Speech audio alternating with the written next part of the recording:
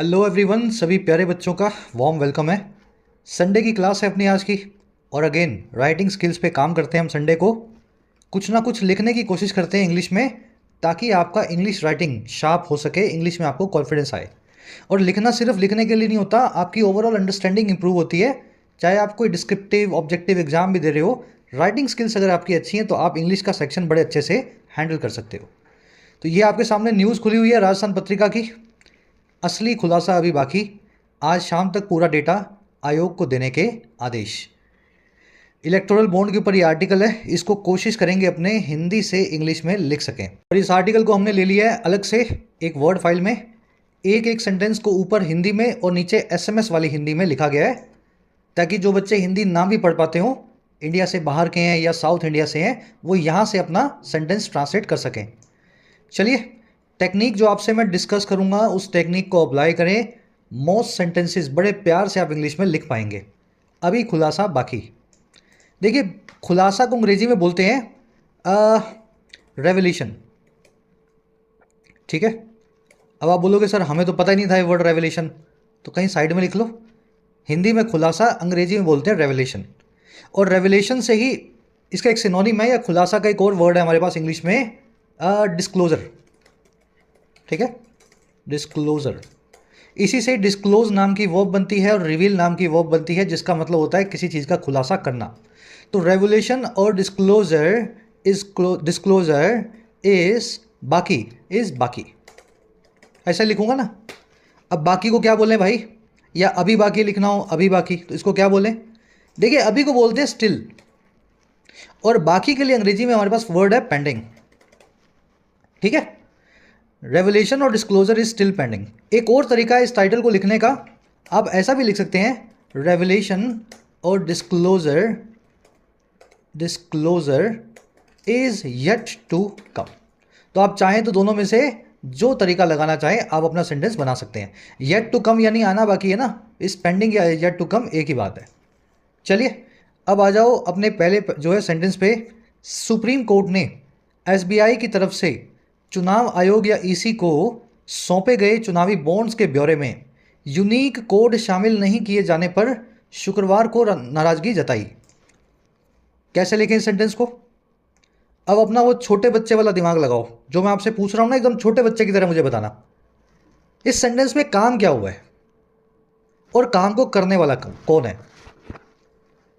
देखो, काम तो एक सिंपल सा हुआ है, सुप्रीम कोर्ट ने नाराजगी जताई है, इतना ही पकड़ना है आपको। सुप्रीम कोर्ट ने नाराजगी जताई है, यहीं से सेंटेंस बनेगा। तो लिख देते हैं सुप्रीम कोर्ट। सी बड़ा रहेगा, एस बड़ा रहेगा, सरकारी संस्था है, प्रॉपर नाउन है, और हमेशा आगे द लगाया जाता है गवर्नमेंट ऑर्गेनाइजेशंस के आगे। The supreme court, the RBI, ठीक है, द ईडी, जो भी लगाना चाहें आप। तो द सुप्रीम कोर्ट। अब देखो, सुप्रीम कोर्ट ने नाराजगी जताई, और कब जताई? शुक्रवार को। तो नाराजगी जताने के लिए अंग्रेजी में हमारे पास वर्ड है, नाराजगी जताने के लिए अंग्रेजी में वर्ड है, जताने को बोलते हैं एक्सप्रेस करना या शो करना, और नाराजगी को बोलते हैं डिससेटिस्फैक्शन या रिजेंटमेंट। तो सुप्रीम कोर्ट हैज एक्सप्रेस्ड या शॉन डिससेटिस्फैक्शन या फिर रिसेंटमेंट, जो भी आप यूज करना चाहें, ऑन फ्राइडे। ठीक है, दिनों के नाम से पहले हमेशा ऑन लगता है, आपको पता होगा। वारों से पहले, दिनों से पहले आप ऑन का इस्तेमाल करते हैं। और जितने भी डेज हैं, मंथ्स हैं, सब के सब प्रॉपर नाउन होते हैं, उनका पहला लेटर कैपिटलाइज किया जाता है। ठीक है, तो फ्राइडे का एफ बड़ा होगा, जनवरी का जे बड़ा होगा, मार्च का एम बड़ा होगा, हमेशा याद रखें। तो सुप्रीम कोर्ट हैज शोन और एक्सप्रेस्ड रिसेंटमेंट ऑन फ्राइडे। सही है ना इतना सेंटेंस? गलत है। गलत क्यों है? जो ग्रामर आपको सिखाते हैं वो यहाँ भी लगानी है। जब आपको पास्ट का टाइम दे दिया गया है तो आप प्रेजेंट परफेक्ट टेंस का इस्तेमाल कर ही नहीं सकते हैं। आपको यहाँ पे V2 का इस्तेमाल करना पड़ेगा और लिखना पड़ेगा द सुप्रीम कोर्ट एक्सप्रेस्ड और शॉन डिससेटिस्फैक्शन और रिसेंटमेंट। समझ गए? चलिए, मैं एक्सप्रेस्ड वर्ड को रख लेता हूँ, शॉन को निकाल देता हूँ, डिससेटिस्फैक्शन वर्ड को निकाल के रिसेंटमेंट रख देता हूँ नाराजगी के लिए। अब बढ़ते हैं आगे। अब देखो, ये नाराजगी क्यों जताई है? नाराजगी जताई है इस चीज़ पे कि एसबीआई की तरफ से चुनाव आयोग को सौंपे गए चुनावी बॉन्ड्स के ब्यौरे में यूनिक कोड शामिल नहीं किए जाने पर। जब भी आप रिसेंटमेंट, नाराजगी, गुस्सा बताते हैं तो आप एट या ओवर लगा करके बताते हैं, ठीक है। तो यहाँ मैं ओवर का इस्तेमाल कर रहा हूँ। इन्होंने नाराजगी जताई है ओवर, और किस पे? शामिल नहीं किए जाने पे। शामिल नहीं किया जाना मतलब नॉन इंक्लूजन। इंक्लूजन यानी शामिल किया जाना, नॉन इंक्लूजन यानी ना शामिल किया जाना। और नॉन इंक्लूजन किसका है? शामिल किसका नहीं किया गया? किसको? यूनिक कोड को। Unique code. अब यूनिक कोड एक तो होगा नहीं, सभी ट्रांजेक्शन्स के अलग अलग होंगे, तो यूनिक कोड से लिखें आप। अपने आप अंडरस्टूड है कि बहुत सारे कोड्स की बात यहाँ पे नहीं हो रही है। यहाँ पे कोड लिखा गया है लेकिन कोड्स काफ़ी सारे होंगे, तभी आप यूनिक कोड्स बना पाएंगे अलग अलग, ठीक है। अब बाकी का सेंटेंस जो आपको जोड़ देना है, बाकी का सेंटेंस क्या बचा? एसबीआई की तरफ से ईसी को सौंपे गए चुनावी बॉन्ड्स के ब्यौरे में। ये यूनिक कोड के बारे में एडिशनल इंफॉर्मेशन है। आप चाहें तो इसको अलग से अपने दिमाग में बना लें और फिर यूनिक कोड से जोड़ दें। देखिए ये कौन से यूनिक कोड्स हैं? ये वो यूनिक कोड्स हैं जो चुनावी बॉन्ड्स के ब्यौरे में थे। यूनिक कोड्स इन द ब्यौरा ऑफ चुनावी बॉन्ड्स, ठीक है।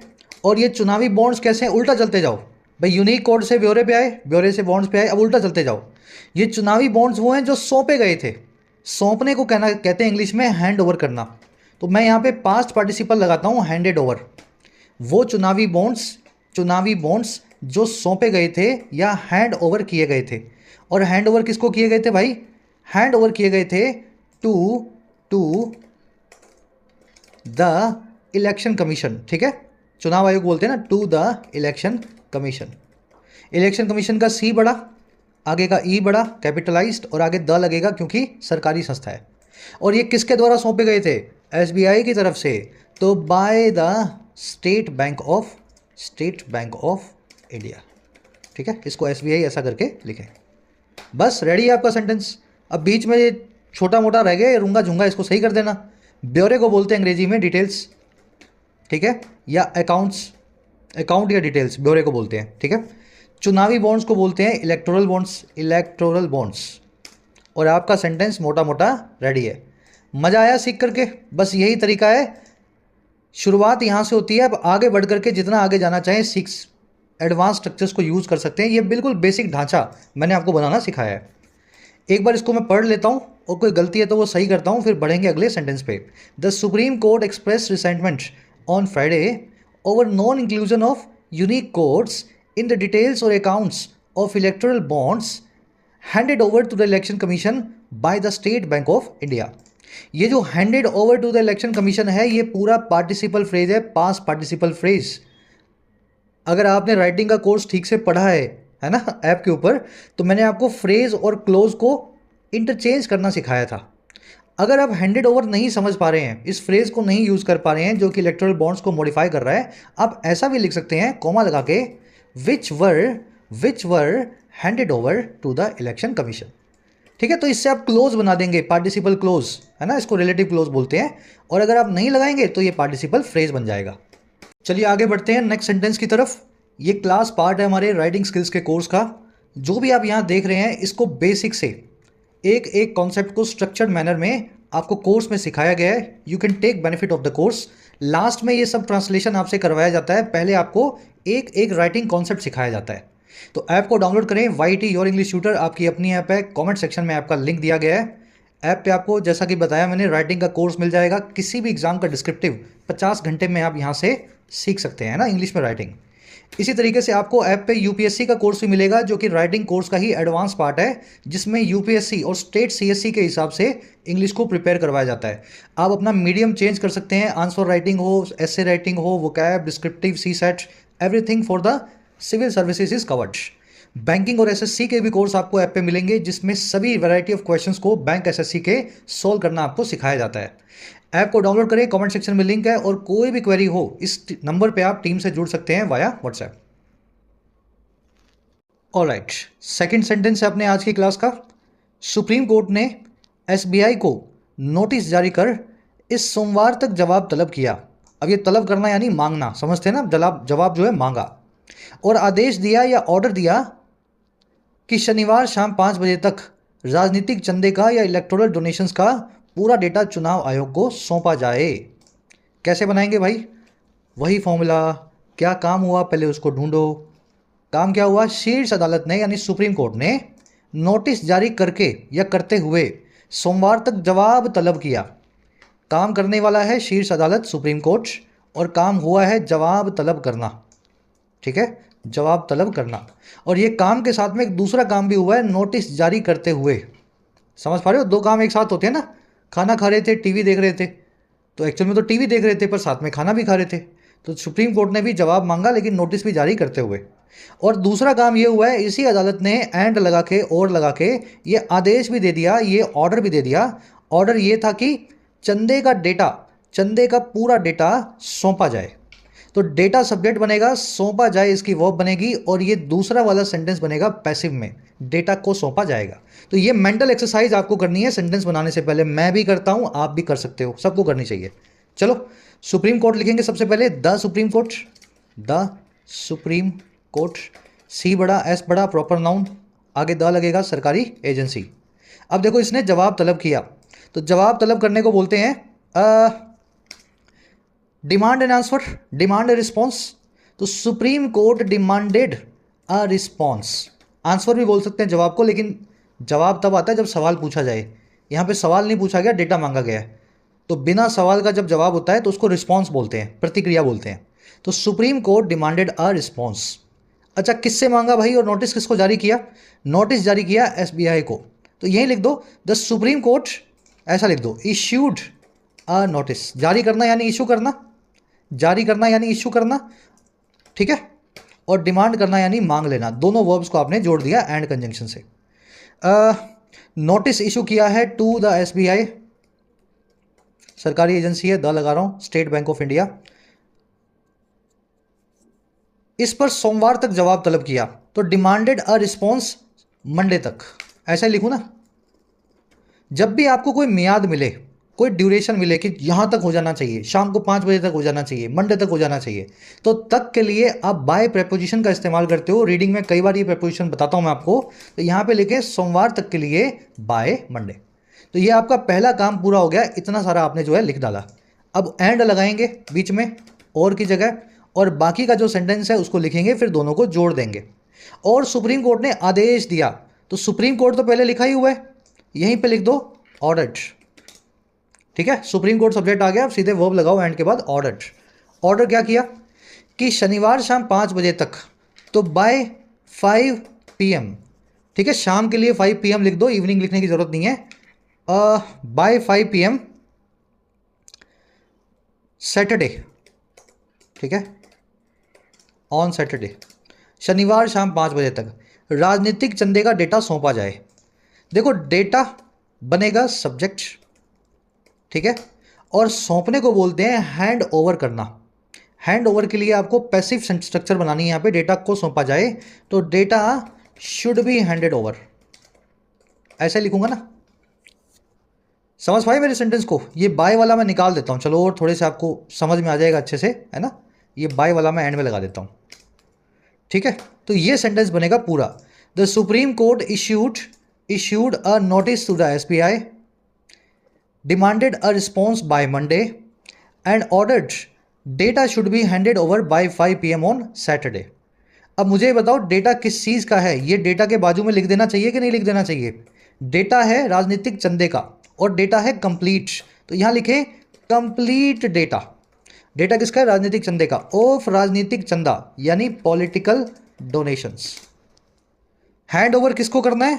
हैंड ओवर करना है टू द इलेक्शन कमीशन, वो भी लिखी दो, ठीक है। चुनाव आयोग को सौंपा जाए ना, तो to the Election Commission. Election Commission की मैंने शॉर्ट फॉर्म भी डाल दी है, EC। तो ये हो गया आपका सेंटेंस पूरा पूरा तैयार। एक बार इसको पढ़ेंगे और कुछ कमी होगी तो दूर करेंगे। The supreme Court issued a notice to the SBI।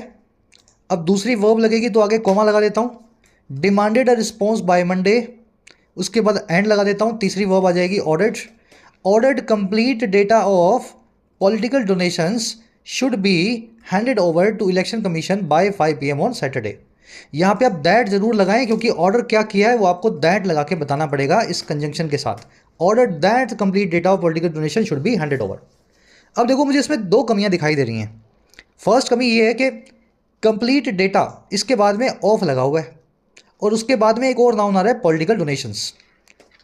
ठीक है, जो बच्चे कोर्स में अच्छे से समझ गए होंगे क्या बताना चाह रहा हूं मैं, जब भी दो नाउन्स ऑफ से जुड़े होते हैं, जब भी दो नाउन्स ऑफ से जुड़े होते हैं तो पहले वाले नाउन के पहले आपको द चिपकाना होता है। ठीक है, बहुत माइनर सी डिटेल है लेकिन आपकी रीडिंग को बहुत ज़्यादा पैना करती है डिटेल्स। जहां आप द ओमिट करेंगे आपके रीडर को कुछ अजीब सा फील होगा। तो द लगेगा जब भी दो दो नाउन्स ऑफ कंजंक्शन से जुड़े हों। तो द कंप्लीट डेटा लिखें आप। दूसरा, जब भी आप ऑर्डर, कमांड, विश, सजेशन देते हैं तो आप प्रेजेंट सब्जेक्टिव मूड का इस्तेमाल करते हैं, जिसमें इस्तेमाल होता है वर्ब की बेस फॉर्म का एक्टिव में और बी प्लस में वर्ब की थर्ड फॉर्म का पैसिव में। तो आप ये जो लिख रहे हैं ना, शुड बी हैंडेड ओवर, इसको आप ऐसा लिख सकते हैं, बी हैंडेड ओवर। ठीक है, यही है प्रेजेंट सब्जेक्टिव मूड। एक्टिव में आप लिखते सिर्फ हैंड ओवर, पैसिव सेंटेंस बना हुआ है तो आप लिखेंगे बी हैंडेड ओवर। कोई शुड, कोई वुड, कोई कुछ नहीं लगाना। चलिए आगे बढ़ते हैं। सेकंड सेंटेंस हो गया, बहुत इजी था। अब थर्ड वाला देखते हैं, थोड़ा चैलेंजिंग शायद फील होना चाहिए हमें। छोटा है लेकिन अच्छा लगेगा आपको, कुछ नया सिखाएंगे। थर्ड सेंटेंस ये कहता है, यूनिक अल्फा न्यूमेरिक कोड के जरिए ही पता चलेगा कि किस कंपनी या इंसान ने किस पार्टी को पॉलिटिकल चंदे में कितनी रकम दी। है ना वो थोड़ा पहली जैसा। चलो कैसे बनाओगे इसको भाई, सोचो पहले दिमाग में, सेंटेंस में हुआ क्या है। देखो एक काम तो ये हुआ है, किस पार्टी या व्यक्ति ने कितनी रकम दी, ये तो आपको सीधे सीधे समझ में आ रहा है। दूसरा काम ये है, पता चलेगा। पता चलेगा, अब पता चलेगा, ऐसा होगा, बारिश होगी, है ना, ये इस तरह की चीज़ें, सफलता मिलेगी, फेलियर मिलेगा, ये सब सब्जेक्ट होते हैं ना इस तरह के। इसमें समस्या ये है कि आपको सब्जेक्ट नहीं दिखेगा कहाँ है। पता किसको चलेगा, हमें पता चलेगा, सुप्रीम कोर्ट को चलेगा, देश को चलेगा, कहीं लिखा नहीं हुआ। तो जब भी बिना सब्जेक्ट का आपको वर्ब मिले जिसमें आपको समझ ना आ रहा हो कौन करेगा ये काम, है ना, अंडरस्टूड है, हमें पता चलेगा लेकिन आपको समझ नहीं आ रहा, तो ऐसे केसेस में आप यूज़ करते हैं इट का। मैं स्ट्रक्चर बना के दिखाता हूँ, दिमाग में बैठा लेना एक ही बार में। पता चलेगा तो इट विल बी नॉन, समझे, पता चलेगा तो इट विल बी नॉन। और कैसे पता चलेगा भाई, यूनिक अल्फा न्यूमेरिक कोड के जरिए ही। तो वाया यूनिक अल्फा न्यूमेरिक, ये जिसको इसने ब्रैकेट में डाला है इसको आप भी डाल दें, न्यूमेरिक कोड। कोड्स काफ़ी सारे हैं तो कोड्स लिखें, क्योंकि एक कोड नहीं होगा, काफ़ी कोड होने वाले हैं। It will be non via unique alpha numeric codes. Via को आप थ्रू भी बोलते हैं, अगर आप थ्रू लिख देंगे तो भी ठीक है। और आप यहाँ पे जरिए ही पता चलेगा, ही के लिए आप इस्तेमाल करते हैं ओनली। देखो पता चलने से पहले आपको ही लगाना है। किसके जरिए पता चलेगा, इससे पहले पता लगेगा, किससे, कोड से। तो आप यहाँ लिखें, it will be non only via unique alpha numeric codes. ठीक है, ओनली की पोजीशन देखो, जिस चीज़ से पता लगेगा, जिस चीज़ से ही पता लगेगा उस चीज़ के बिल्कुल पहले आपको ओनली लगाना है। इस ओनली को अगर आप उठा करके यहाँ रख दें तो सेंटेंस का मीनिंग आपका खराब हो जाएगा। इसका मतलब ये होगा सिर्फ हमें पता ही लगेगा और कुछ नहीं होगा, सिर्फ हमें पता ही लगेगा। समझ पा रहे मेरी बात को। तो मुझे ओनली को सही पोजीशन में डालना है और वो होगी यूनिक अल्फा न्यूमेरिक कोड से पहले। ये आपका सेंटेंस ऊपर वाला रेडी हो गया, ये पहली जैसा। अब देखो क्या पता चलेगा, पता ये चलेगा दैट, बाकी की चीज़ को आपको जोड़ देना है। किस आदमी और किस कंपनी ने किस पार्टी को कितनी रकम दी। तो किस आदमी के लिए क्या लिखूंगा मैं ये लिखूंगा विच आदमी, पहले कंपनी है ना, तो विच कंपनी, एंड आदमी के लिए यूज़ करते हैं इंडिविजुअल। या लगाए बीच में तो और लिखें, एंड ना लगाएं, विच कंपनी और इंडिविजुअल। अब देखो चुनावी रकम दी, देने के लिए यूज़ होता है वर्ड अंग्रेजी में गिव करना या कंट्रीब्यूट करना। तो कॉन्ट्रीब्यूटेड या गेव, जो भी आप लिखना चाहें। और क्या गेव किया, कितना पैसा रकम दिया, है ना। तो हाउ मच मनी, और किसको दी, पॉलिटिकल पार्टी को दी। टू विच पॉलिटिकल पार्टी, है ना। किसके लिए मैं विच लगाया जा रहा हूँ, समझ रहे हो, किस आदमी के लिए विच आदमी, किस कंपनी के लिए विच कंपनी, किस पार्टी के लिए विच पॉलिटिकल पार्टी। बना के नहीं बना सेंटेंस, जोड़ के दिखाता हूँ पूरा, फिर एक साथ देखोगे तो समझ पाओगे। It will be non only via through unique alpha numeric codes that which company और इंडिविजुअल कॉन्ट्रीब्यूटेड या gave how much money to which political party. और ये दी कैसे है, चुनावी चंदे के रूप में, के रूप में के लिए लिखते हैं इन द फॉर्म ऑफ, और ये चुनावी चंदे को बोलते हैं इलेक्टोरल डोनेशंस। ठीक है, डोनेशंस कर देना, काफ़ी सारे चंदे आए हैं, एक आदमी के नहीं आए हैं, मल्टीपल हैं, तो डोनेशंस। हुआ कि नहीं हुआ सेंटेंस रेडी? कन्फ्यूजन है तो बताओ, इसको किसी और तरीके से समझाऊं? मेरे ख्याल से इससे इजी तरीका कुछ हो भी नहीं सकता, मेरे भी दिमाग में नहीं आ रहा क्या समझाऊं मैं, है ना? चलो इसको एक बार पढ़ लो, कुछ इसमें सही जो किया जा सकता है वो मैं दिखा देता हूं आपको। जैसे इट विल बी नॉन होगा, ये मैंने नॉन लिख रखा था, होना चाहिए it will be non. Non की जगह आप ये भी लिख सकते हैं रिवील्ड, ये पता चलेगा, ये खुलासा होगा, इट विल बी नॉन या it will be revealed. Contributed और गेव में से मैं कॉन्ट्रीब्यूटेड को रख लेता हूँ, गेव को निकाल देता हूँ, ठीक है। वाया और थ्रू में से मैं वाया को निकाल के थ्रू को रख देता हूँ ताकि सेंटेंस आप समझ पाओ। और एक जो हाउ मच मनी लिख रहे हो ना आप, ये देखो हाउ बार बार आ रहा है, मतलब हाउ विच ये बार बार आ रहे हैं, तो हाउ मच मनी की जगह आप ऐसा भी लिख सकते हैं what amount of money. How much time को बोलेंगे व्हाट पीरियड ऑफ टाइम, है ना? इस तरीके से आप जो है रिफ्रेज कर सकते हैं इसको, थोड़ा और रिफ्रेशिंग लगे आपका sentence. What amount of money to which political party in the form of electoral donations. चलिए रैप अप करेंगे क्लास को यहीं पे। 2 सेंटेंसेस मैं आपको दे रहा हूँ एज होमवर्क, स्क्रीनशॉट ले लो इनके। इसी के साथ कोर्ट में पहले सौंपे गए सीलबंद लिफाफे चुनाव आयोग को लौटाए जाएंगे और आयोग इनका डेटा 17 मार्च तक अपनी वेबसाइट पे जो है अपलोड करेगा। लिफाफे लौटाए जाएंगे पहला काम, और आयोग अपलोड करेगा दूसरा काम। बहुत ईजी है भाई, बहुत ईजी है। कोशिश करना है सभी को, कमेंट्स में डालना है, मेरा आंसर भी मैं कमेंट में पोस्ट करूंगा, आपका चेक करूंगा, है ना? चलो और एक सेंटेंस और दे रहा हूं मैं आपको, थोड़ा टेढ़ा है ये, लेकिन कोशिश करनी है, और जो उन बच्चों को तो खास करनी है जिनका, समझ गए ना, जो कोर्स कर चुके हैं या जिनकी राइटिंग ऑलरेडी पहले से अच्छी है। पेटिशनर्स ने या याचिकाकर्ताओं के वकीलों ने कोर्ट को ये बताया कि एसबीआई की तरफ से दिया गया जो डेटा 14 मार्च को प्रकाशित किया गया था, पब्लिश किया गया था, उसमें बॉन्ड के अल्फा न्यूमेरिक नंबर्स नहीं थे, और इनके नहीं होने से कई बातों का पता नहीं चल पाएगा। लंबा सेंटेंस है, चैलेंजिंग है, बस चैलेंज ही समझ लो इसको, जितना लिख सको उतना लिखना। इसका एक सिंपल सा फॉर्म मैं भी कमेंट में डाल दूंगा ताकि आप अपने आंसर को उससे मैच कर सकें, और आपको बाकी फीडबैक भी आपको आपके आंसर के नीचे, आपके कमेंट के नीचे जरूर मिलेगा। इस क्लास का फुल वर्जन अभी रात में राइटिंग स्किल्स के कोर्स में आ जाएगा, जिसमें बाकी के बचे हुए सेंटेंसेस भी आपको अच्छे से कोर्स में ही करवा दिए जाएंगे। जिन बच्चों को कोर्सेज की ज़रूरत है, एक्स्ट्रा क्लासेस की ज़रूरत है, you can take the benefits of the courses. Application को डाउनलोड करें, YT ऐप को, आपको राइटिंग का, SSC का और बैंकिंग का, इनफैक्ट UPSC का भी कोर्स मिल जाएगा। अफोर्डेबल कोर्सेज है, मेहनत करना चाहते हैं तो ऐप को डाउनलोड करें, कमेंट सेक्शन में लिंक रखा गया है, you can take the benefits. चलिए अंटिल देन।